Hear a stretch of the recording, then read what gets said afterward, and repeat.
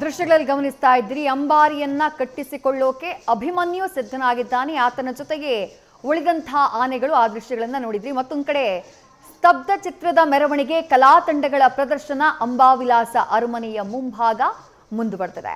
ರಾಜ್ಯದ ಮೂಲೆ ಮೂಲೆಯ ಜಾನಪದ ಕಲೆಗಳ ಪ್ರದರ್ಶನ ನಾಡಹಬ್ಬ ದಸರಾದ ಈ ಮೆರವಣಿಗೆಯ ಸಂದರ್ಭದಲ್ಲಿ ಆಗ್ತಾ ಇರೋದು ದೃಶ್ಯಗಳಲ್ಲಿ ಗಮನಿಸ್ತಾ ಇದ್ದೀರಿ.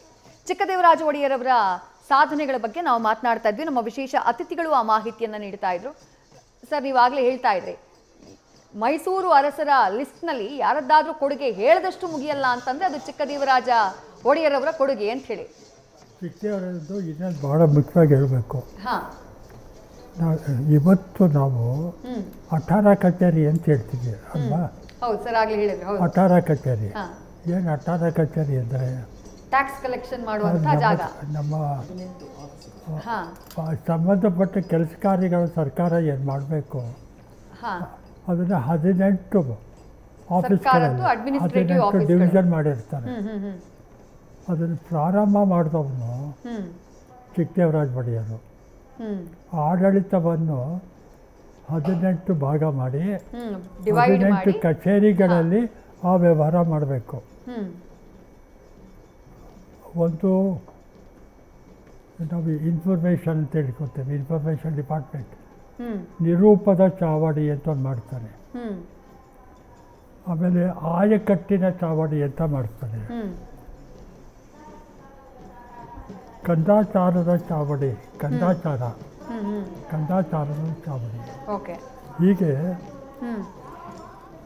ಬಾಗಿಲ ಕಂದಾಚಾರ, ಆಂತರಿಕ ಕಂದಾಚಾರ, 18 ಡಿವಿಷನ್. ಫಸ್ಟ್ ಮಾಡೋನು ಆಡಳಿತವನ್ನು ವಿಭಜಿಸಿ ಸುಗಮವಾಗಿ ಮಾಡಬಹುದು ಅಂತ ಮಾಡಿದವನು ಅವನು. ಆ ಅಠಾರ ಕಚೇರಿ ಸಿಸ್ಟಮ್ ಇವತ್ತು ನಡ್ಕೊಂಡ್ಬಂದಿದೆ. ಇವತ್ತು ಅಡ್ಮಿನಿಸ್ಟ್ರೇಷನ್ ಅದೇ 18 ಡಿವಿಷನ್ ಮಾಡ್ಕೊಂಡು 18 20 ಆಗ್ಬೋದು. ಬೇಸ್ ಮಾತ್ರ ಮೂಲ ಅವನು. ಅಂದರೆ ಆಡಳಿತವನ್ನು ಬೇರೆ ಬೇರೆ ವಿಭಾಗಗಳನ್ನಾಗಿ ಮಾಡಿದರೆ ಆಡಳಿತ ಸುಲಲಿತವಾಗಿ ಸಾಗುತ್ತೆ, ಜೊತೆಗೆ ಬಹಳ ಪ್ರಭಾವವಾಗಿ ಅದನ್ನು ಮಾಡಬಹುದು ಅಂತ ತೋರಿಸ್ಕೊಟ್ಟವ್ರು ಅವರು. ಪರಿಣಾಮಕಾರಿಯಾಗಿ ಮಾಡಬಹುದು. Right sir. ನೀವು ಚಿಕ್ಕದೇವರಾಜ ಒಡೆಯರ್ರವರು ತಿರ್ಗಾ ಅದು ಸಾಧನೆಗಳಲ್ಲಿ ಹೇಳೋದಾದರೆ ಈ ಎಲ್ಲ ಏನು ಪುಣ್ಯಕ್ಷೇತ್ರಗಳಲ್ಲಿ ಮುಖ್ಯವಾಗಿ ಮೇಲ್ಕೋಟೆ, ಆ ಮೇಲ್ಕೋಟೆ ಚಲುವನಾರಾಯಣನ ಬಗ್ಗೆ ಅವರಿಗೆ ಅತೀ ಪ್ರೀತಿ. ಹಾಗಾಗಿ ಅವರು ಚಿಕ್ಕದೇವರಾಜ ಭಿನ್ನಪಂ ಅಂತಾನೆ ಚಲುವನಾರಾಯಣನ ಹತ್ರ ಒಂದು ಕೀರ್ತನೆ ಇದನ್ನು ರಚಿಸಿದ್ದಾರೆ, ಒಂದು ಕಾವ್ಯವನ್ನು ರಚಿಸಿದ್ದಾರೆ. ಓ ಚಲುವರಾಯ ನಾರಾಯಣ, ನೀನು ನಮ್ಮ ಪ್ರಜೆಗಳನ್ನು ಕಾಪಾಡಬೇಕು, ಹೇಗೆಲ್ಲ ಕಾಪಾಡಬೇಕು ಅಂತ ಚಿಕ್ಕದೇವರಾಜ ಭಿನ್ನಪಂ ಅನ್ನೋದರಲ್ಲಿ ಬರ್ಕೊಂಡಿದ್ದಾರೆ ಅವರು. ಇದಷ್ಟೇ ಅಲ್ಲ, ಕಾಶಿ ರಾಮೇಶ್ವರ ಇದೆಲ್ಲ ಕಡೆನೂ ಅವರು ಪುಣ್ಯ ಕಾರ್ಯಗಳನ್ನು ಮಾಡಿಸಿದ್ರು, ಮಂಟಪಗಳನ್ನು ಕಟ್ಟಿಸಿದ್ರು. ಮೇಲ್ಕೋಟೆಯಲ್ಲಿ ಅಷ್ಟತೀರ್ಥ ಮಂಟಪಗಳು, ಆಮೇಲೆ ಧಾರಾ ಮಂಟಪ, ಗಜೇಂದ್ರ ಮಂಟಪ, ಕಲ್ಯಾಣಿ, ಇವೆಲ್ಲವೂ ಸುಮಾರು ಮಂಟಪಗಳನ್ನು ಕಟ್ಟಿಸಿದ್ರು. ಈಗ ನಾವು ಇದನ್ನೆಲ್ಲ ಹೇಳ್ತಾ ಇದ್ದೀವಲ್ಲ ಮೇಡಮ್ಮು, ನಾವು ಮಾತಾಡ್ತಾ ಇರೋ 1687 ವಿಚಾರ ಅಪ್ ಟು 1704 ತನಕ ನಾವೆಲ್ಲ ಹೇಳುವಾಗ ಎಷ್ಟೋ ವಿಚಾರಗಳಿಗೆ ನಮ್ಮ ಹತ್ರ ಸಾಕ್ಷಿ ಏನಿದೆ ಅಂತ ಕೇಳ್ತೀವಿ. ಈ ಟ್ಯಾಕ್ಸ್ಗಳ ಬಗ್ಗೆ, ನವಕೋಟಿ ನಾರಾಯಣ ಆಗಿದ್ದ ಬಗ್ಗೆ, ಯಾವ್ಯಾವೆಲ್ಲ ಪೋಸ್ಟ್ಗಳನ್ನು ಮಾಡಿದ್ರು ಅನ್ನೋದನ್ನ ನಾವು ಹೇಳ್ತೀವಿ. ನಮಗೆ ನಾನು ಯೂನಿವರ್ಸಿಟಿಯಲ್ಲಿದ್ದಾಗ ಒಬ್ಬ ಹುಡುಗ ಬಂದ, ಅವನ ಹೆಸರು ಚಕ್ರ ಸತೀಶ ಅಂತ. ಅವನು ಹೆಗ್ಗಡದೇವನ ಕೋಟೆ ಮೊಳೆಯೂರು ಗ್ರಾಮದವನು. ಸರ್, ನನ್ನ ಹತ್ರ ಒಂದು ಮುದ್ರೆ ಇದೆ ಸರ್ ಅಂತ. ನೋಡಿ, ಇತಿಹಾಸದಲ್ಲಿ ದಾಖಲೆ ಆಗಿದೆ, ಆ ಮುದ್ರೆ ಎಲ್ಲೂ ಸಿಕ್ಕಿಲ್ಲ, ನಾವೆಲ್ಲೂ ನೋಡಿಲ್ಲ. ಆದರೆ ಆ ಹುಡುಗ ತಗೊಂಡು ಬಂದ, ನನ್ನ ಹತ್ರ ಮುದ್ರೆ ಇದೆ ಸರ್, ಇದು ಚಿಕ್ಕದೇವರಾಜ ಒಡೆಯರ್ ಅವರ ಕಾಲದಲ್ಲಿ ಟ್ಯಾಕ್ಸ್ ಕಲೆಕ್ಷನ್ಗೋಸ್ಕರ ನಮ್ಮನ್ನ ಕಳಿಸಿದ್ರು, ಆ ಮುದ್ರೆನ ಮನೆ ಮುಂದೆ ಹಾಕ್ತಾ ಇದ್ವಿ ಸರ್, ಇದು ನಮ್ಮ ಹತ್ರ ಇನ್ನೂ ಮುದ್ರೆ ಇದೆ ಸರ್ ಅಂತ. ಅಂದರೆ ಹಿಸ್ಟ್ರಿಲಿ ನಾವು ಕೇವಲ ಇತಿಹಾಸದ ಪುಸ್ತಕದಲ್ಲಿ ದಾಖಲೆ ಆಗಿರೋದನ್ನ, ನಾನೊಬ್ಬ ಇತಿಹಾಸಕಾರನಾಗಿ ಹೇಳ್ತೀನಿ, ಎಷ್ಟೋ ಸಲ ಪುಸ್ತಕದಲ್ಲಿ ಓದಿರ್ತೀವಿ, ಅದು ಇತ್ತಾ ಇಲ್ವಾ ಅಂತ ನಮಗೇನು ಗೊತ್ತಿರಲ್ಲ. ಆದರೆ ಅದು ಆ ಕಾಲದ ದಾಖಲೆಗಳು ಅಂತ. ಇವನು ಜೀವಂತ ಉದಾಹರಣೆಯಾಗಿ ಒಂದು ಮುದ್ರೆನ ತಂದೆ ಬಿಟ್ಟ. ನಾನು ಅದ್ರ ಬಗ್ಗೆ ಒಂದು ಆರ್ಟಿಕಲ್ ಅನ್ನು ಕೂಡ ಮಾಡಿದೆ ಒಂದು ಜರ್ನಲ್. ನಮ್ಮ ವೀಕ್ಷಕರಿಗೆ ತೋರಿಸಿದ್ರೆ ಬೇಕಾದ್ರೆ ಅದು ತುಂಬಾ ಸಂತೋಷ ಆಗುತ್ತೆ. ಅಂದ್ರೆ ಮುದ್ರೆ ಬರುತ್ತೆ ಸರ್, ಅದು ಎಡಿಟ್ ಆಗ್ತಾ ಇದೆ, 300 ವರ್ಷದ ಹಿಂದೆ ಇದ್ದಿದ್ದ ಮುದ್ರೆಗಳು ಇನ್ನೂ ಜೀವಂತ ಎಷ್ಟೋ ಮನೆಗಳಲ್ಲಿದೆ ಅನ್ನೋದು ನಿಜ. ಹಿಸ್ಟ್ರಿ ಎಷ್ಟು ಸತ್ಯವಾಗಿದೆ ಅನ್ನೋದು ನಮಗೆ ಗೊತ್ತಾಗುತ್ತೆ. ಹೌದು ಸರ್ ಹೇಳ್ತಾ ಇದ್ರು. ನೀವು ಹೇಳ್ತೀರಾ ಅಲ್ಲ ನಾನು ಹೇಳ ಆ ಮುದ್ರೆ ಸರ್, ಆ ಮುದ್ರೆ ನೋಡ್ತಾ ಇದೀವಿ. ಹೇಳಿ ಸರ್. ಚಲೋ ಬೆಳೆ ಸರ್. ಇದು ನೋಡಿ, ಇದು ದೇ ಮುದ್ರೆ ಸರ್. ದೇ ಮುದ್ರೆ ಇದರಲ್ಲಿ ಉಲ್ಲೇಖ ಮಾಡಿದರೆ ಶ್ರೀಮನ್ ಮಹಾರಾಜ ವಂಶಾವಳಿಯಲ್ಲಿ ಮತ್ತು ವಂಶ ರತ್ನಾಕರದಲ್ಲಿ ಮಾಡಿದ್ದಾರೆ. ದೇ ಮುದ್ರೆಗಳನ್ನ, ಬೇರೆ ಬೇರೆ ದೇ ಮುದ್ರೆಗಳನ್ನ ಕೊಟ್ಟಿದ್ರು. ಆ ದೇ ಅಂದ್ರೆ ದೇವರಾಜ ಒಡೆಯರ್ ಅಂತ. ಈ ಚಿಕ್ಕ ದೊಡ್ಡ ಅನ್ನೋದು ನಾವು ಮಾಡ್ಕೊಂಡಿರೋದು, ಅವರ ಹೆಸರು ದೇವರಾಜ ಒಡೆಯರ್ ಅಂತ. ಆದ್ರೆ ಈ ಮುದ್ರೆ 300 ವರ್ಷದ ಮುದ್ರೆ ಇವತ್ತಿಗೂ ಕೂಡ ಅವ್ರ ಮನೆತನದಲ್ಲಿದೆ. ಹೀಗೆ ನಮಗೆ ಇತಿಹಾಸದ ಕೊಂಡಿಗಳು ಇವತ್ತಿಗೂ ಕೂಡ ಸಮಾಜದಲ್ಲಿ ಉಳಿಸ್ಕೊಂಡು ಬಂದಿರೋದಕ್ಕೆ ಇದೊಂದು ಬೆಸ್ಟ್ ಎಕ್ಸಾಂಪಲ್. ನೀವು ಮೊದಲನೇ ಸಲ ಇದನ್ನು ತೋರಿಸ್ತಾ ಇದ್ದೀರಿ, ತುಂಬಾ ಸಂತೋಷ. ನೀವು ಹೇಳಿದ್ದಕ್ಕೆ ತೋರಿಸೋದನ್ನ. ಹೌದು, ನಾವು ದೇ ಮುದ್ರೆ ಸರ್ ಫಸ್ಟ್ ಟೈಮ್ ಅಂದ್ರೆ ದೇವರಾಜ ಒಡೆಯರ್ದು ಅದ್ರಲ್ಲಿ ಬರ್ದಿರೋದು ಮುದ್ರೆ ಇದೆಯಲ್ಲ, ಅದಕ್ಕೆ ಸಾಕ್ಷಿ ಇದೆ. ಅವನು ತುಂಬ ಪವರ್ಫುಲ್ ಕಿಂಗ್ ಅವನು. ಅವ್ರ ಆಸೆ ಏನು ಅಂದರೆ, ಅವತ್ತು ಭಾರತದಲ್ಲಿ ತುಂಬ ಪ್ರಭಾವಿಗಳಾಗಿದ್ದವರು ಮುಘಲರು, ಉತ್ತರ ಭಾರತದಲ್ಲಿ. ಮುಘಲ್ ಸುಲ್ತಾನರು ನಾನು ಬೆನ್ನು ತಟ್ಟಬೇಕು, ನಾನು ಹೊಗಳಬೇಕು, ಅವರಿಂದ ನನಗೆ ರೆಕಗ್ನೇಷನ್ ಸಿಗಬೇಕು. ಎಲ್ರಿಗೂ ಆಸೆ ಇದೆ ಇರುತ್ತಲ್ಲ, ಮೇಲ್ಗಡೆ ಇರೋರು ದೊಡ್ಡವರು ನಾವು ಬೆನ್ನು ತಟ್ಟಬೇಕು, ಹೈಕಮಾಂಡ್ ಅವ್ರು ಬೆನ್ನು ತಟ್ಟಬೇಕು ಅಂತ ಈಗ ರಾಜ್ಯದಲ್ಲಿ ಇರೋರಿಗೆ ಓಡಾಡ್ತಾರಲ್ಲ. ಅದೇ ತರ ಟಿವಿಲಿ ನೋಡ್ತೀವಲ್ಲ, ಸಿದ್ದರಾಮಯ್ಯ ಸುತ್ತ ನೋಡ್ತಾರ, ಸಿದ್ದರಾಮಯ್ಯ ಬೆನ್ನು ತಟ್ಟು ಹೊಗಳಪ್ಪ, ನಾನು ರೆಕಗ್ನೈಸ್ ಮಾಡಲಿ, ಆ ಥರ ಅವನು. ಮುಘಲ್ ಸುಲ್ತಾನರ ತನಕ, ಮುಘಲ್ ಸುಲ್ತಾನ ಆವಾಗ ಬಹುಶಃ ಔರಂಗಜೇಬ, ಅವನ ಹತ್ರಕ್ಕೆ ಇವನು ರೆಪ್ರೆಸೆಂಟೇಟಿವ್ ಕಳಿಸಿ ಇವನ ಬಗ್ಗೆ ಎಲ್ಲ ಅವನು ಗುಣಗಾನ ಮಾಡಿ ಅವನು ಟೈಟ್ಲ್ ಕೊಟ್ಟು ಕಳಿಸ್ತಾನೆ, ರಾಜ ಜಗದೇವ್ ಅಂತ. ಅದಿವತ್ತು ಇದೆ ಮುದ್ರೆ, ಅದಿವತ್ತು ಇದೆ ಮುದ್ರೆ ಮೈಸೂರು ಅರಮನೆಯಲ್ಲಿ. ಅದೇ ಅಷ್ಟೇ ತೃಪ್ತಿ. ಅವನ ಟೈಟ್ಲ್ ಕೊಟ್ಬಿಟ್ಟಲ್ಲ, ರಾಜಾ ಚಿಕ್ಕದೇವ್. ಅಲ್ಲ, ನಾವು ಎಂಥ ಸ್ಥಾನದಲ್ಲಿದ್ರೂ ಆಸೆ ಒಂಚೂರು ಇರುತ್ತಲ್ಲ, ಆ ಥರದಲ್ಲಿ ಅದೊಂದು plus point minus point. Mughal ಸುಲ್ತಾನರು ಅವನನ್ನು ರೆಕಗ್ನೈಸ್ ಮಾಡಿದ್ರು ಅಂತ ಅವ್ರು ಮಾಡಿದ್ರು ಇಲ್ಲೋ ಗೊತ್ತಿಲ್ಲ. ಇವನೊಬ್ಬ ರೆಪ್ರೆಸೆಂಟೇಟಿವ್ ಕಳಿಸಿದ್ದ ಪ್ರತಿನಿಧಿನ, ಅವ್ರಿಗೆ ಅವ್ರು ಇಂಟರ್ವ್ಯೂನೇ ಕೊಡೋಲ್ಲ, ಆಮೇಲೆ ಕಾಪಿ ಕೊಟ್ಟು ಕಳಿಸ್ತಾರೆ, ಚಾ ಕೊಟ್ಬಿಟ್ಟು ಅಷ್ಟೇ. ಅವ್ರು ಬಂದು ಈ ಥರ ಹೇಳಿದ್ದಾರೆ, ಟೈಟ್ಲ್ ಕೊಟ್ಟಿದ್ದಾರೆ, ಅವ್ರು ಕರ್ಕೊಳ್ಳಿ, ಲೆಟರ್ಡಲ್ಲಿ ಹಾಕ್ಕೊಳ್ಳಿ ಅಂತ ಅವ್ರು ಹೇಳ್ತಾನೆ. ನಿಜವೂ ಸುಳ್ಳೋ ಗೊತ್ತಿಲ್ಲ. ಅದು ಆಯ್ತದು, ತಿಂಗಳಗಟ್ಟಲೆ ಕಾಯ್ತಾರೆ ನಮ್ಮಲ್ಲಿ ಇಂಟರ್ವ್ಯೂಗೆ. ಮುಘಲ್ ಸುಲ್ತಾನ್ ದೊಡ್ಡವರು, ಇವ್ರು ನಾರಾಯಣ್ ಶೆಟ್ಟಿ ಅಲ್ಪರು. ಬಟ್ 1700 ಇದು 1700ರಲ್ಲಿ ನಡೆದಿರೋದು. 1700 ಅನ್ನೋದು ಸರಿಯಾದ ವಿಕ್ರಮ ಸಂವತ್ಸರ. ರಾಜ ಜಗದೇವ ಅಂತ ಇವತ್ತು ಆ ಮೊಹರು ಇದೆಯಲ್ಲ, ಅದು ಇದೇ ಭಾಷೆಯಲ್ಲಿ, ಪರ್ಷಿಯನ್ ಭಾಷೆಯಲ್ಲಿದೆ. ಅದಕ್ಕೆ ಇವರು ಯೋಚನೆ ಮಾಡ್ತಾರೆ, ಇದ್ಯಾಕೆ ಈ ಭಾಷೆಯಲ್ಲಿದೆ ಅಂತ. ರಾಜನ ಮೈಸೂರು ಮಹಾರಾಜರ ಮೊಹರು ಅಂದರೆ ರಾಜಮುದ್ರೆ ಬೇರೆ ಭಾಷೆಯಲ್ಲಿ ಇದೆಯಲ್ಲ, ಯಾಕೆ ಸಂಸ್ಕೃತದಲ್ಲಿಲ್ಲ, ಯಾಕೆ ಕನ್ನಡದಲ್ಲಿಲ್ಲ ಅಂತ ಭಾಳ ಜನ ಕೇಳ್ತಾರೆ. ಅದಕ್ಕಿದೆ ಉತ್ತರ ಅದು. ಯಾಕೆಂದರೆ ಅವರು ಇದರಿಂದ ಏನು ಮೊಘಲರಿಂದ ಪಡೆದಂತಹ ಒಂದು ಇದು. ಸೊ ಹೀಗೆ ಚಿಕ್ಕದೇವರಾಜ ಒಡೆಯರ್ರವರು ಬಹಳ ಬಿರುದುಗಳನ್ನು ಪಡೆದು ಬೇಕಾದಷ್ಟು ಸಾಧನೆಗಳನ್ನು ಮಾಡಿ ಇತಿಹಾಸದಲ್ಲಿ ಸಾಕಷ್ಟು ಕೊಡುಗೆಗಳನ್ನು ಕೊಟ್ಟಿದ್ದಾರೆ. ಓಕೆ, ಸದ್ಯ ದೃಶ್ಯದಲ್ಲಿ ಗಮನಿಸ್ತಾ ಇದ್ದೀವಿ, ಸ್ತಬ್ಧ ಚಿತ್ರಗಳ ಪ್ರದರ್ಶನ ಮುಂದುವರೆದಿದೆ. ದಕ್ಷಿಣ ಕನ್ನಡ ಜಿಲ್ಲೆಯ ಸ್ತಬ್ಧ ಚಿತ್ರವನ್ನು ನೋಡ್ತಾ ಇದ್ದೀರಿ. ಅದ್ಧೂರಿಯಾಗಿ ನಡೀತಾ ಇದೆ. ಜಂಬೂ ಸವಾರಿಗೆ ಕ್ಷಣಗಣನೆ ಆರಂಭವಾಗಿದೆ. ಆ ದೃಶ್ಯ ವೈಭವವನ್ನು ನೋಡ್ತಾ ಇದ್ದೀರಿ. ಹುಲಿ ಕುಣಿತ, ಯಕ್ಷಗಾನ, ದಕ್ಷಿಣ ಕನ್ನಡದ ಆ ಮಣ್ಣಿನ ಕಲೆಗಳ ಪ್ರದರ್ಶನ ಅಲ್ಲಾಗ್ತಾ ಇದೆ.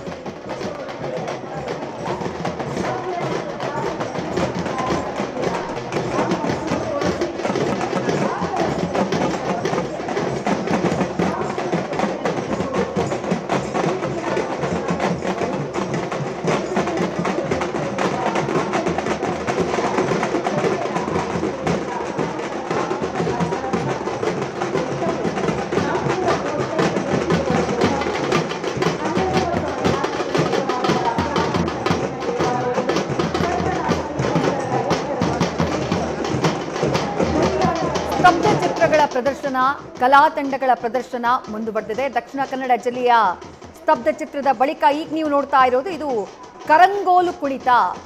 ಆ ಜಿಲ್ಲಾ ಪಂಚಾಯತ್ ಕಲಬುರಗಿ ಅವರ ಸ್ತಬ್ಧ ಚಿತ್ರಕ್ಕೂ ಮುಂಚೆ ನೀವು ಗಮನಿಸಿದ್ದು ಅದು ಕರಂಗೋಲು ಕುಣಿತ. ಅದು ದಕ್ಷಿಣ ಕನ್ನಡ ಜಿಲ್ಲೆಯ ಜಾನಪದ ಕಲೆ. ಅದಾದ ಬಳಿಕ ಈಗ ನೀವು ನೋಡ್ತಾ ಇರೋದು ಕಲಬುರಗಿ ಜಿಲ್ಲೆಯ ಸ್ತಬ್ಧ ಚಿತ್ರ. ಈಗ 41ನೇ ಸ್ತಬ್ಧ ಚಿತ್ರ, 42ನೇದು ನೀವು ನೋಡ್ತಾ ಇರೋದು ಹಲಗೆ ಮೇಳ. ಆ ನೃತ್ಯವನ್ನು ಗಮನಿಸ್ತಾ ಇದ್ದೀರಿ. ವಿಶ್ವನಾಥ ತೊಟ್ಟಳ್ಳಿ ಮಾತಂಗಿ ಹಲಗೆ ಕಲಾವಿದರ ಸಂಘ ಕುಸನೂರ ಕಲಬುರಗಿ ಜಿಲ್ಲೆ ಆ ತಂಡದಿಂದ ಆಗ್ತಾ ಇರುವಂತಹ ನೃತ್ಯ ಪ್ರದರ್ಶನವನ್ನ ಗಮನಿಸ್ತಾ ಇದ್ದೀರಿ.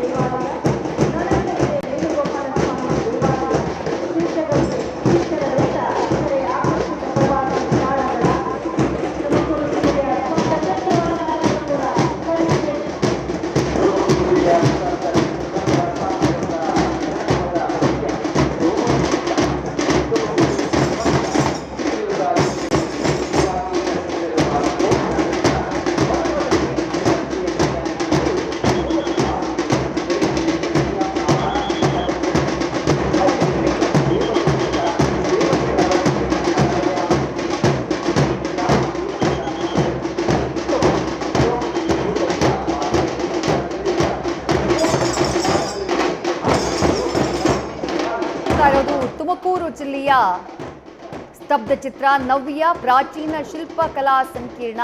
ತುಮಕೂರು ಜಿಲ್ಲೆಯ ಸ್ತಬ್ಧ ಚಿತ್ರವನ್ನ ನೋಡ್ತಾ ಇದ್ದೀರಿ. ವಿವಿಧ ಜಿಲ್ಲೆಗಳ ಸ್ತಬ್ಧ ಚಿತ್ರ ಪ್ರದರ್ಶನ ಆಗ್ತಾ ಇದೆ, ವಿವಿಧ ಇಲಾಖೆಗಳ ಸ್ತಬ್ಧ ಚಿತ್ರ ಪ್ರದರ್ಶನ ಆಗ್ತಾ ಇದೆ. ನಾಡ ಹಬ್ಬದಲ್ಲಿ ನಾಡಿನ ವೈಶಿಷ್ಟ್ಯತೆ, ನಾಡಿನ ವಿವಿಧತೆಯ ಪ್ರದರ್ಶನ ಆಗ್ತಾ ಇದೆ. ಜಾನಪದ ಕಲೆಗಳ ಪ್ರದರ್ಶನ ಆಗ್ತಾ ಇದೆ. ಸಾವಿರಾರು ಸಂಖ್ಯೆಯಲ್ಲಿ ಜನ ಸೇರಿದ್ದಾರೆ.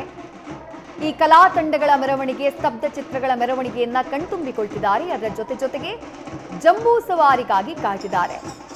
ಅಭಿಮನ್ಯು ಅಂಬಾರಿಯನ್ನ ಹೊತ್ತು ಸಾಗುವುದನ್ನ ನೋಡುವುದಕ್ಕೆ ಅಂತ ಹೇಳಿ ವೇಟ್ ಮಾಡ್ತಿದ್ದಾರೆ. ಆ ಗಜ ಗಾಂಭೀರ್ಯದ ನಡಿಗೆಯನ್ನ ಕಣ್ತುಂಬಿಕೊಳ್ಳೋಕೆ ಅಂತ ಹೇಳಿ ಸಾವಿರಾರು ಸಂಖ್ಯೆಯಲ್ಲಿ ಜನ ಸೇರಿದ್ದಾರೆ. ಅರಮನೆಯ ಒಳಭಾಗದಲ್ಲಿ ಇಷ್ಟು ಜನ ಇದ್ದಾರೆ. ಅರಮನೆಯ ಹೊರಭಾಗದಲ್ಲಿ ಅಂದ್ರೆ ಜಂಬೂ ಸವಾರಿ ಸಾಗುವಂತಹ ಮಾರ್ಗ, ಅಲ್ಲೂ ಕೂಡ ಅಷ್ಟೇ ಸಂಖ್ಯೆಯಲ್ಲಿ ಜನ ಸೇರಿರ್ತಾರೆ. ಬೆಳಗ್ಗಿನಿಂದಲೇ ಸೀಟನ್ನ ಹಿಡಿದು ಕಾಯ್ತಾ ಕೂತಿರ್ತಾರೆ. ಜಂಬೂ ಸವಾರಿಯನ್ನ ನೋಡಬೇಕು ಅಂತ ಹೇಳಿ ರಸ್ತೆಯ ಇಕ್ಕೆಲೆಗಳಲ್ಲಿ ಜನಸಾಗರವನ್ನ ನೋಡ್ತಾ ಇದ್ದೀರಿ. ಜೊತೆಗೆ ಕಲಾ ತಂಡಗಳ ಪ್ರದರ್ಶನವನ್ನ ಗಮನಿಸ್ತಾ ಇದ್ದೀರಿ. ಮೈಸೂರು ಮಹಾರಾಜರ ಕೊಡುಗೆಗಳ ಬಗ್ಗೆ ಮಾತನಾಡ್ತಾ ಇದ್ವಿ. ಚಿಕ್ಕದೇವರಾಜ ಒಡೆಯರ್ ಅವರು ನಾಡಿಗೆ ಕೊಟ್ಟಂತಹ ಕೊಡುಗೆ ಏನು ಅದನ್ನ ಚರ್ಚೆ ಮಾಡಿದ್ವಿ. ಈಗ ಮತ್ತೋರ್ವ ಪ್ರಮುಖವಾದಂತಹ ಅರಸ ಮುಮ್ಮಡಿ ಕೃಷ್ಣರಾಜ ಒಡೆಯರ್ ಅವರ ಕೊಡುಗೆಗಳನ್ನ ತಿಳ್ಕೊಳ್ಳುವಂತಹ ಸಮಯ. ಮೊದಲನೇದಾಗಿ ಶಲುಪಳ್ಳಿ ಸರ್, ತಾವು ಹೇಳಿ ಸರ್, ಮುಮ್ಮಡಿ ಕೃಷ್ಣರಾಜ ಒಡೆಯರ್ ಅವರ ಸಾಧನೆಗಳ ಬಗ್ಗೆ, ಈ ನಾಡಿಗೆ ಕೊಟ್ಟಂತಹ ಕೊಡುಗೆಗಳ ಬಗ್ಗೆ. 1799ರಲ್ಲಿ ಕರ್ನಾಟಕ ಇತಿಹಾಸದಲ್ಲಿಯೇ ಒಂದು ವಿಶಿಷ್ಟವಾದ ಸಂಗತಿ ನಡೆದು ಹೋಯಿತು. 1799ರಲ್ಲಿ ಬ್ರಿಟಿಷ್ ಸೈನ್ಯಗಳು ಶ್ರೀರಂಗಪಟ್ಟಣದ ಮೇಲೆ 4ನೇ ಆಂಗ್ಲೋ ಮೈಸೂರು 99 ಇಲ್ಲ 1799 ಹೇಳ್ತಾ ಇದ್ದೀನಿ. 1799 4ನೇ ಆಂಗ್ಲೋ ಮೈಸೂರು ಯುದ್ಧ ನಡೆದು ಆ ಮೈಸೂರು ಯುದ್ಧದಲ್ಲಿ ಟಿಪ್ಪು ಸುಲ್ತಾನನ ಒಂದು ಪತನವಾಯಿತು, ಶ್ರೀರಂಗಪಟ್ಟಣದ ಪತನವಾಯಿತು. ಇದಾದ ನಂತರ ಆ ಸಂದರ್ಭದಲ್ಲಿ ಮಹಾರಾಣಿ ಲಕ್ಷ್ಮೀ ಅಮ್ಮಣ್ಣಿಯವರ ಅವರ ಒಂದು ಚಾಣಕ್ಷತನದಿಂದ, ರಾಜಕೀಯ ಮುತ್ಸದ್ದಿತನದಿಂದ, ಮುಂದಾಲೋಚನೆಯಿಂದ ಮುಮ್ಮಡಿ ಕೃಷ್ಣರಾಜ ಒಡೆಯರ್ ಅವರನ್ನು ಪಟ್ಟಕ್ಕೆ ತಂದರು. ಅಲ್ಲಿಂದ ಮೈಸೂರಿನ ಇತಿಹಾಸವೇ ಒಂದು ರೀತಿ ಬದಲಾವಣೆ ಆಗೋಯ್ತು. ಯಾಕೆಂದರೆ 1399ರಲ್ಲಿ ಆರಂಭವಾದ ಮೈಸೂರು ಅರಸರ ವಂಶ 1610 ತನಕ ಗಣನೀಯ ಸಾಧನೆಯನ್ನೇನು ಮಾಡೋಕ್ಕಾಗಲಿಲ್ಲ. ಯಾಕೆಂದರೆ ಅದೊಂದು ಸಾಮಾನ್ಯ ಸಾಮಂತರ ಒಂದು ಲೆಕ್ಕಾಚಾರದಲ್ಲಿತ್ತು. 1610ರಿಂದ 1700 ತನಕ ಅದರದ್ದು ವೈಭವ ಇನ್ನೊಂದು ಮಟ್ಟದಲ್ಲಿತ್ತು. 1704ರಿಂದ 1799 ತನಕ ಇನ್ನೊಂದು ಮಟ್ಟದಲ್ಲಿತ್ತು. ಇದರ ಮಧ್ಯದಲ್ಲಿ ಹೈದರಾಲಿ ಮತ್ತು ಟಿಪ್ಪು ಸುಲ್ತಾನ್ ಎಲ್ಲರೂ ಕೂಡ ಆಳ್ವಿಕೆಯನ್ನು ನಡೆಸಿದ್ರು. ಹೀಗಾಗಿ ಮೈಸೂರು ಅರಸರ ವಂಶದಲ್ಲಿ ಒಂದಷ್ಟು ಬದಲಾವಣೆಗಳು ಆಗಿತ್ತು. ಆದರೆ 1799ರಲ್ಲಿ ರಾಣಿ ಲಕ್ಷ್ಮಮ್ಮಣ್ಣಿಯವರು ಅವರು ಜೈಲಲ್ಲಿದ್ದರು, ಬಹಳ ಕಷ್ಟದಲ್ಲಿದ್ದರು, ಅವರಿಗೆ ಮುಂದೇನು ಅಂತ ಗೊತ್ತಿಲ್ಲ. ಅಂತಹ ಒಂದು ಕಷ್ಟದ ಪರಿಸ್ಥಿತಿಯಲ್ಲಿ ತಿರುಮಲ ಅಯ್ಯಂಗಾರ್ ಮತ್ತು ನಾರಾಯಣ ಅಯ್ಯಂಗಾರ್ ಅನ್ನುವಂತಹ ಇಬ್ಬರ ಮೂಲಕ ಬ್ರಿಟಿಷರ ಕಂಪನಿಯ ಜೊತೆಯಲ್ಲಿ ಒಂದು ಒಪ್ಪಂದವನ್ನು ಮಾಡಿಕೊಂಡು 4ನೇ ಆಂಗ್ಲೋ ಮೈಸೂರು ಯುದ್ಧದಲ್ಲಿ ಮತ್ತೆ ಮೈಸೂರು ಸಂಸ್ಥಾನಕ್ಕೆ ರಾಜ್ಯವನ್ನು ಪಡೆಯೋದರಲ್ಲಿ ಯಶಸ್ವಿಯಾದ. ಸೊ ಎಲ್ಲ ಕೀರ್ತಿನೂ ಕೂಡ ಮುಮ್ಮಡಿ ನಾಲ್ವಡಿಯವರು, 10ನೇ ಚಾಮರಾಜ ಒಡೆಯರು, ಜಯಚಾಮರಾಜ ಒಡೆಯರು ಎಲ್ಲ ಕೀರ್ತಿಯೂ ಕೂಡ ಮೊದಲಿಗೆ ಸೇರಬೇಕಾಗಿದ್ದು ರಾಣಿ ಲಕ್ಷ್ಮಮ್ಮಣ್ಣಿಗೇನೆ. ಯಾಕೆಂದ್ರೆ ರಾಣಿ ಲಕ್ಷ್ಮಮ್ಮಣ್ಣಿ ಇಲ್ಲದೆ ಹೋಗಿದ್ದಿದ್ರೆ ಸಂಸ್ಥಾನ ಮುಗಿತಿತ್ತು. ಇವತ್ತು ನೀವು ನೋಡಿ ಯದುವಂಶಕ್ಕೆ ಪುನರ್ಜನ್ಮವನ್ನ ಕೊಟ್ಟಿದ್ದು ರಾಣಿಯರೇ. ರಾಣಿಯರೇ. ಯದುವಂಶದಲ್ಲಿ ಇನ್ನೊಂದು ವಿಶೇಷ ಏನು ಅಂತಂದ್ರೆ ಯದುವಂಶವನ್ನು ಹೆಚ್ಚಾಗಿ ಕಾಪಾಡಿದ್ದು ರಾಣಿಯರೇ, ಆ ಹೆಂಗಸರೇ, ಅದರಲ್ಲೇನು ಡೌಟೇ ಬೇಡ. ಇಂತಹ ಯದುವಂಶದ ಮರುಜನ್ಮದಾತೆ ರಾಣಿ ಲಕ್ಷ್ಮಮ್ಮಣ್ಣಿ. ಅವ್ರಿಗೆ ಎಷ್ಟು ಕೈ ಮುಗಿದ್ರು ಸಾರಲ್ಲ. ಈ ರಾಣಿ ಲಕ್ಷ್ಮಮ್ಮಣ್ಣಿ ಬಹಳ ಕಷ್ಟಪಟ್ಟು ಇದನ್ನ ಸಾಧಿಸಿದ್ರು. ಮುಮ್ಮಡಿ ಕೃಷ್ಣರಾಜ ಒಡೆಯರಿಗೆ ಪಟ್ಟಾಭಿಷೇಕ ಆಯಿತು. ಪಟ್ಟಾಭಿಷೇಕ ಆದಾಗ ಮುಮ್ಮಡಿ ಕೃಷ್ಣರಾಜ ಒಡೆಯರಿಗೆ 5 ವರ್ಷ. ಅದಾದ ನಂತರ 1811ರಲ್ಲಿ ಅವರಿಗೆ 16 ವರ್ಷ ತುಂಬಿದಾಗ ಅವರೇ ರಾಜ್ಯಭಾರವನ್ನು ವಹಿಸ್ಕೊಂಡ್ರು. ಈ 1799ರಿಂದ 1811ರವರೆಗೂ ದಿವಾನ್ ಪೂರ್ಣಯ್ಯನವರು ಇವರಿಗೆ ದಿವಾನರಾಗಿದ್ದರು. ರಾಣಿ ಲಕ್ಷ್ಮಮ್ಮಣ್ಣಿಯವರ ಪ್ರಕಾರ ದಿವಾನ್ ಪೂರ್ಣಯ್ಯ ದಿವಾನ್ ಆಗೋದು ಇಷ್ಟ ಇರಲಿಲ್ಲ, ಆದರೆ ಬ್ರಿಟಿಷರಿಗೆ ದಿವಾನ್ ಪೂರ್ಣಯ್ಯ ಆಗೋದು ಇಷ್ಟ ಇತ್ತು. ಯಾಕೆ ಅಂತ ಕೇಳಿದ್ರೆ ಬ್ರಿಟಿಷರಿಗೆ ಬೇಕಾಗಿದ್ದು ರಾಜ್ಯದಿಂದ ಬರುವಂತಹ ಆದಾಯವೇ ಹೊರತು ಯಾರು ದಿವಾನರಾಗಬೇಕು ಅನ್ನೋದು ಮುಖ್ಯ ಅಲ್ಲ. ಆದರೆ ರಾಣಿಯವರು ಮಾತು ಕೊಟ್ಟಿದ್ರು ನಾರಾಯಣ ಅಯ್ಯಂಗಾರಿಗೆ, ತಿರುಮಲ ಅಯ್ಯಂಗಾರ್ ಅವ್ರ ಕಡೆಯವರಿಗೆ ಕೊಡ್ತೀವಿ ದಿವಾನ್ಗಿರಿನ, ನೀವು ನಮಗೆ ಸಹಾಯ ಮಾಡಿ ಅಂತ. ಆದರೆ ಸಹಾಯ ಮಾಡಿದ ಅವರಿಬ್ಬರಿಗೂ ಏನನ್ನೂ ಕಡೆ ತನಕ ಕೊಡೋಕ್ಕಾಗಲಿಲ್ಲ ಅನ್ನೋದೇ ಇತಿಹಾಸದ ಚೋದ್ಯ. ಏನು ಮಾಡೋಕ್ಕಾಗಲ್ಲ, ಅದು ದೈವೇಚ್ಛೆ. ಆದರೆ ದಿವಾನ್ ಪೂರ್ಣಯ್ಯನವರಿಂದ ಪಡೆದಂತಹ ಸಾಮ್ರಾಜ್ಯವನ್ನು 16ರಲ್ಲಿ ಮುಮ್ಮಡಿ ಕೃಷ್ಣರಾಜ ಒಡೆಯರವರು 1811ರಿಂದ ಅವರೇ ಆಳಿದ್ರು. ಆದರೆ 1831ರಲ್ಲಿ ಅವರಿಗೆ ಮತ್ತೆ ಬ್ರಿಟಿಷರು ಸಾಮ್ರಾಜ್ಯವನ್ನು ತಗೊಂಡ್ಬಿಟ್ರು. 1868ರ ತನಕನೂ ಅವರು ರಾಜರಾಗಿದ್ದರೆ ಹೊರತು ಅಧಿಕಾರವೆಲ್ಲ ಬ್ರಿಟಿಷರ ಕೈಯಲ್ಲಿತ್ತು. ಇದಾದರೂ ಕೂಡ ಮುಮ್ಮಡಿಯವರು ಕೊಟ್ಟಂತಹ ಕೊಡುಗೆ ಈ ರಾಜ್ಯಕ್ಕೆ ಬಹಳ. ನಾನು ನಿಮಗೆ ಒಂದಷ್ಟು ಹೇಳೋದಾದರೆ ಮುಮ್ಮಡಿ ಕೃಷ್ಣರಾಜ ಒಡೆಯರವರು ಅನೇಕ ಕೊಡುಗೆಗಳನ್ನು ಕೊಟ್ಟಿದ್ದಾರೆ. ಮೊದಲನೇದಾಗಿ ಮೈಸೂರಲ್ಲಿ ಮೊದಲು ಒಳ್ಳೆ ಅರಮನೆ ಕಟ್ಟಿಸಿದ್ದೆ ಅವರು. ಈ ಅಂಬಾವಿಲಾಸ ಅರಮನೆಗೆ ಮುಂಚೆ ಒಂದು ಮರದ ಅರಮನೆ ಇತ್ತು, ಅದನ್ನ ಕಟ್ಟಿಸಿದ್ದು ಮುಮ್ಮಡಿ ಕೃಷ್ಣರಾಜ ಒಡೆಯರವರೇ. ಜಗನ್ಮೋಹನ ಅರಮನೆಯನ್ನ ಕಟ್ಟಿಸಿದ್ದು ಕೂಡ, ನೀವು ಜಗನ್ಮೋಹನ ಅರಮನೆ ಇದ್ರೆ ನೀವು ತೋರಿಸ್ಬೋದು. ಜಗನ್ಮೋಹನ ಅರಮನೆ ಇವತ್ತಿಗೂ ಕೂಡ ಜಯಚಾಮರಾಜೇಂದ್ರ ಆರ್ಟ್ ಗ್ಯಾಲರಿ ಅಂತಾಗಿದೆ. ಅಲ್ಲೇನೆ ಎಷ್ಟೋ ಸಲ ಇದು ಜಗನ್ಮೋಹನ ಅರಮನೆ. ಇದಕ್ಕೆ ಜಗನ್ಮೋಹನ ಅರಮನೆ ಯಾಕೆ ಅಂತ ಹೇಳಿದ್ರೆ ಜಗತ್ತಿಗೆ ಮೋಹನ ರೂಪದಲ್ಲಿರುವಂತಹ ಅರಮನೆ ಇದು, ಅದಕ್ಕೆ ಜಗನ್ಮೋಹನ ಅರಮನೆ. ಈ ಅರಮನೆಯನ್ನ ಒಂದು ರೀತಿಯ ಹಿಂದೂ ಆರ್ಕಿಟೆಕ್ಚರಲ್ ಸ್ಟೈಲಲ್ಲಿ ಹಳೆಯ ವಸ್ತುಗಳನ್ನು, ಹೆರಿಟೇಜ್ ಬಿಲ್ಡಿಂಗ್ ಇದು, ಅದರಲ್ಲಿ ಕಟ್ಟಿಸಿದ್ದಾರೆ. ಚಿತ್ರಶಾಲೆ ಇದೆ, ಇದರೊಳಗಡೆ ಚಿತ್ರಗಳೆಲ್ಲ ಇದೆ, ಬೇಕಾದಷ್ಟು ರವಿವರ್ಮ ಅವ್ರ ಪೇಂಟಿಂಗ್ಸ್ ಇದೆ. ಇಲ್ಲಿ ನಾಲ್ವಡಿಯವರ ಪಟ್ಟಾಭಿಷೇಕ ಆಗಿದ್ದು ಇಲ್ಲೇನೆ, ಇದೇ ಅರಮನೆಯಲ್ಲಿ. ಮೈಸೂರು ಅರಮನೆಗೆ ಬೆಂಕಿ ಬಿದ್ದಾಗ ಮತ್ತು ಮೈಸೂರು ಅರಮನೆಯಿಂದ ರಾಜರನ್ನ ಆಚೆ ಕಳಿಸಿದಾಗ ದಸರಾ ನಡೀತಾ ಇದ್ದಿದ್ದು ಇಲ್ಲಿಂದಾನೆ. ಇವತ್ತೇನು ದಸರಾ ಮೈಸೂರು ಅರಮನೆ ಮುಂದೆ ನಡೀತಾ ಇದೆ, ಈ ದಸರಾ ಇಲ್ಲಿಂದ ನಡೀತಾ ಇತ್ತು ಜಗನ್ಮೋಹನ ಪ್ಯಾಲೇಸ್ ಅಲ್ಲಿ. ರಾಜ ಮನೆತನದವರು ಇಲ್ಲಿಯೇ ವಾಸ ಮಾಡ್ತಿದ್ರು. 1897ರಲ್ಲಿ ಅರಮನೆಗೆ ಬೆಂಕಿ ಬಿದ್ದಾಗ ಇಲ್ಲೇ ವಾಸ ಮಾಡ್ತಾ ಇದ್ರು ಅವರು. ಸೊ 1897ರಿಂದ ಮತ್ತೆ ಗೃಹ ಪ್ರವೇಶ ಆಗೋ ತನಕ 1912ರ ತನಕನೂ ಇದೇ ಅರಮನೆಯಲ್ಲೇ ವಾಸ ಮಾಡ್ತಾ ಇದ್ರು. ಇವತ್ತಿಗೂ ಈ ಅರಮನೆಯಲ್ಲಿ ಕಲಾಶಾಲೆಯಾಗಿದೆ, ಇಲ್ಲಿ ನೃತ್ಯ ಸಂಗೀತ ಎಲ್ಲ ನಡೀತಾ ಇದೆ. ಇದ್ರ ಪಕ್ಕದಲ್ಲೇ ಪರಕಾಲ ಮಠ ಇದೆ, ಶ್ರೀ ಶ್ರೀ ಬ್ರಹ್ಮತಂತ್ರ ಸ್ವತಂತ್ರ ಪರಕಾಲ ಮಹಾಸ್ವಾಮಿಗಳು ರಾಜಗುರುಗಳು, ಇವರು ಪಕ್ಕದಲ್ಲೇ ಇರುವಂತಹ ಪರಕಾಲ ಮಠ. ಇದಷ್ಟೇ ಅಲ್ಲ, ಅನೇಕ ಕಾಲೇಜುಗಳನ್ನು ಕಟ್ಟಿಸಿದ್ರು ಆಯ್ತಲ್ಲ. ಮೇಲುಕೋಟೆಯಲ್ಲಿ ಅತ್ಯಂತ ಸುಂದರವಾದ ಭುವನೇಶ್ವರಿ ಮಂಟಪವನ್ನು ನಿರ್ಮಾಣ ಮಾಡಿದ್ರು. ಅದಷ್ಟೇ ಅಲ್ಲ, ಮೇಲುಕೋಟೆಯಲ್ಲಿ ಮುಮ್ಮಡಿ ಕೃಷ್ಣರಾಜ ಒಡೆಯರವರು ಕೃಷ್ಣರಾಜ ಮುಡಿ ಅಂತ ಹೇಳಿ ಒಂದು ಅದ್ಭುತವಾದ ಮುಡಿಗಳನ್ನು ಮಾಡಿಕೊಟ್ರು. ಚಾಮುಂಡಿ ಬೆಟ್ಟ ಇವತ್ತು ನಾಡದೇವಿ ಆಗಿದೆ. ಚಾಮುಂಡಿ ಬೆಟ್ಟ ನೀವು ತೋರಿಸ್ಬೋದು. ಚಾಮುಂಡಿ ಬೆಟ್ಟದ ಗೋಪುರ ಏನಿದೆ, ಮುಂಭಾಗದ ಗೋಪುರ, ಚಾಮುಂಡಿ ಒಂದು ಕಾಲಕ್ಕೆ ಅದು ಮಹಾಬಲಾದ್ರಿ, ಕೇವಲ ಮಹಾಬಲನಿಗೆ ಅಲ್ಲಿ ಪ್ರಾಶಸ್ತ್ಯ. ಆದರೆ ಅದಕ್ಕೆ ಚಾಮುಂಡಿ ಬೆಟ್ಟಕ್ಕೆ ಅತ್ಯಂತ ವೈಭವವನ್ನೇ ಯಾರಾದರೂ ಕೊಟ್ಟಿದ್ರೆ ಅದು ಮುಮ್ಮಡಿ ಕೃಷ್ಣರಾಜ ಒಡೆಯರವರು. ಯಾಕೆಂದರೆ ಚಾಮುಂಡಿ ಬೆಟ್ಟದ ಗೋಪುರವನ್ನು ಏನು 7 ಕಲಶಗಳಿಂದ ಕೂಡಿದಂತಹ ಅನೇಕ ತಲೆಗಳಿಂದ ಕೂಡಿದಂತಹ ರಾಜಗೋಪುರವನ್ನು ಮುಮ್ಮಡಿ ಕೃಷ್ಣರಾಜ ಒಡೆಯರವರು ಕಟ್ಟಿಸಿದ್ರು. ಉತ್ಸವ ಮೂರ್ತಿಯನ್ನು ಪ್ರತಿಷ್ಠಾಪನೆ ಮಾಡಿದ್ರು. ಉತ್ಸವ ಮೂರ್ತಿ ಇರಲಿಲ್ಲ. ಸಿಂಹವಾಹನವನ್ನು ಕೊಟ್ಟರು, ನಕ್ಷತ್ರ ಮಾಲಿಕೆಯನ್ನು ಕೊಟ್ಟರು. ಒಂದು ದೇವಿ, ಸಣ್ಣ ದೇವಸ್ಥಾನವನ್ನು ರಾಜ್ಯ ಮಟ್ಟದ ಒಂದು ದೇವಿಯನ್ನಾಗಿ ಮಾಡಿ ಇವತ್ತು ಇಡೀ ಕರ್ನಾಟಕದಲ್ಲಿಯೇ ಶ್ರೇಷ್ಠವಾದಂತಹ ಇದು ಚಾಮುಂಡಿ ಉತ್ಸವ ವಿಗ್ರಹ ಬರ್ತಾ ಇರೋದು ಲೈವಲ್ಲಿ ನೋಡ್ತಾ ಇದ್ದೀರಿ. ಅದು ಅವರು ಶಶಿಶೇಖರ ದೀಕ್ಷಿತ್ರವರು ಚಾಮುಂಡಿ ಬೆಟ್ಟದ ಪ್ರಧಾನ ಅರ್ಚಕರು, ಅವರು ಕೂಡ ಅಲ್ಲಿದ್ದಾರೆ. ಮೂರ್ತಿನೇ ಇವಾಗ ಮೆರವಣಿಗೆಯಲ್ಲಿ ಹೋಗೋದು. ಹೀಗೆ ಚಾಮುಂಡಿ ಬೆಟ್ಟದ ಉತ್ಸವ ಮೂರ್ತಿ, ಚಾಮುಂಡಿ ಬೆಟ್ಟದ ಪುನರುಜ್ಜೀವನ, ಚಾಮುಂಡಿ ಬೆಟ್ಟದ ಸುತ್ತ ಇರುವಂತಹ ರಸ್ತೆ ಹಾಕ್ಸಿದ್ದು, ದೇವಿ ಕೆರೆ ತಟಾಕವನ್ನು ನಿರ್ಮಾಣ ಮಾಡಿದ್ದು, ಇದೆಲ್ಲ ಇವತ್ತೇನಾದರೂ ನಾಡದೇವಿ ಚಾಮುಂಡೇಶ್ವರಿ ಅಷ್ಟು ಫೇಮಸ್ ಆಗಿದೆ ಅಂತಂದ್ರೆ ಅದೆಲ್ಲವೂ ಮುಮ್ಮಡಿ ಕೃಷ್ಣರಾಜ ಒಡೆಯರ್ದೆ. ಮೈಸೂರಿನಲ್ಲಿ ದಸರಾ ನಡೀತಾ ಇದೆ ಇವತ್ತು. ಈ ದಸರಾವನ್ನ ಇದೇ ರೀತಿ ನಡಿಬೇಕು ಅಂತ ಮಾಡಿರೋದು ಮುಮ್ಮಡಿ ಕೃಷ್ಣರಾಜ ಒಡೆಯರವರೇ.